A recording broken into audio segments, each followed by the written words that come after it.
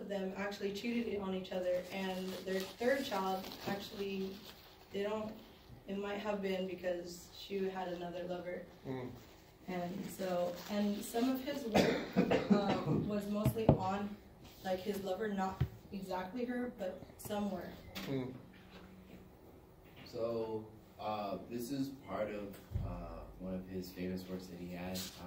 It was 77 rimas or rhymes, and this is from the number 21 on the side right here.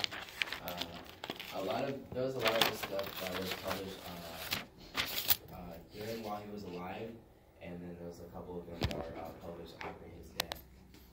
He was known to write a lot of stuff about romantic tales, but also he was a realist about a lot of the stuff that he did. It took a while for his works to get out there. He was trying with a lot of stuff. He even tried with his brothers, but then they moved away.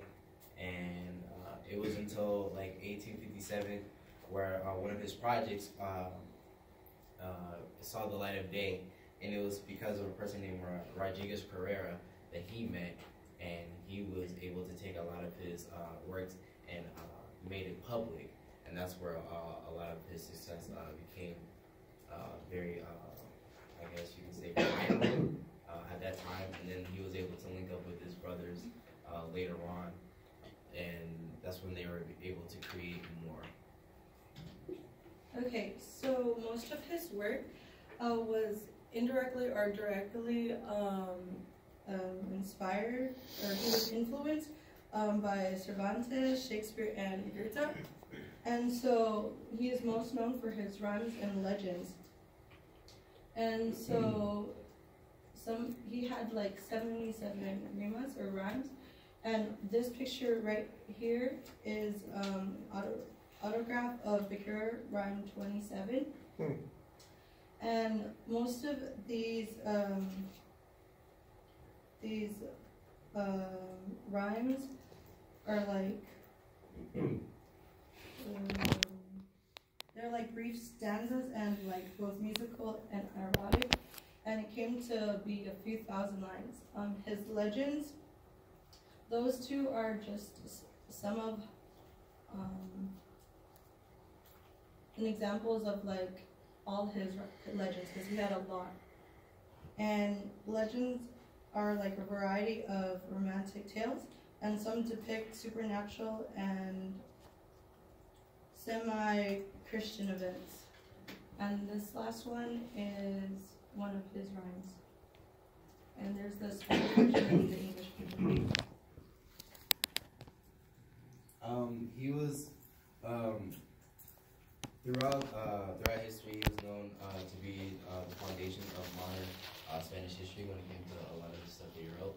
But it came to an end with the way that he wrote his stuff and the way he became famous. And he died in 1870, December 22nd, due to an illness that he had for quite some time that he never got over. It was some type of tuberculosis, and it robbed him, and it decreased. Well, it increased on him, and then that's when he died. So a lot of his stuff, more so of his stuff, came out after he died, and one of them was like in 1975. So, yeah, he had a lot of writings. So that's it. And so, fun fact, tuberculosis that time, because it was in the Romantic era, it was called the Romantic illness or something like that. Yeah. It killed so many romantic poets. Yeah, so. Is that still, don't take it down. Use that good? It's still. Thank you. Nice job. Let me hit the highlights. Really rapidly. Remember everything on this slide. The broad outlines of the life, as I like to call it. He is now our first person writing in Spanish. So we had, what, 4 in French, is that true? And then 1 German. And now our first Spaniard, give me a nod. I think that's right. In your head or on your phone, call up a map of Europe and look at where these countries are as you continue to develop a theory as to why stuff is taking place, where it's taking place. They didn't have everybody do it. Make sense? Okay?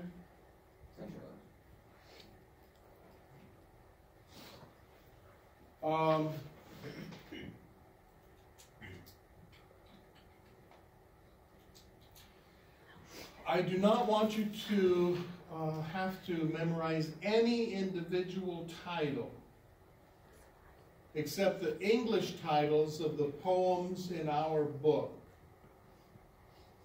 Okay? So I want you to remember, I Know a Strange Gigantic Hymn and Nameless Spirit. Know those 2 titles. Other than that, you don't have to know any of the titles. When we are dealing with poetry, especially being translated, you know that we are seeing through a glass darkly. Give me a big nod. It's one thing to translate a play, and I think you can kind of get what a play is about from the translation. You can certainly I'll get to you. We can translate a prose piece. But one of the beauties of poetry is the sounds of the language. Give me big nods.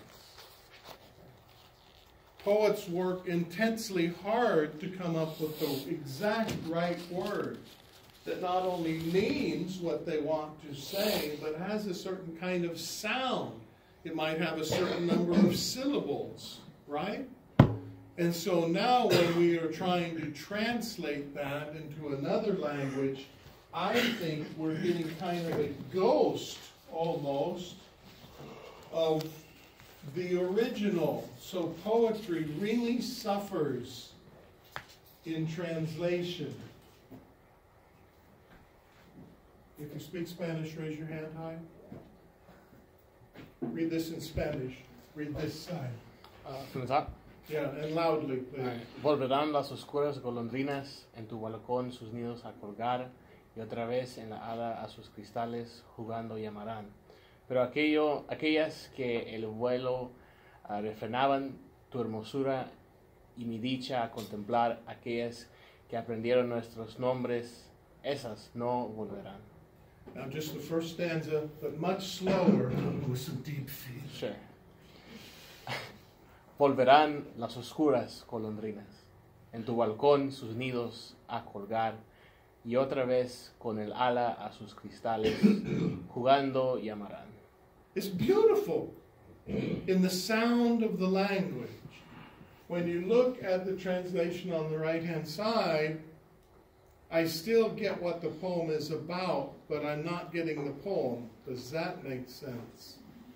The dark swallows will return their nests upon your balcony to hang. The beauty of the language is completely lost, and it really tangles up some syntax there, ending with that to hang, and it's just weird. Are you with me there? Okay. So, this is why we should all be bilingual. I am not. I wish I were.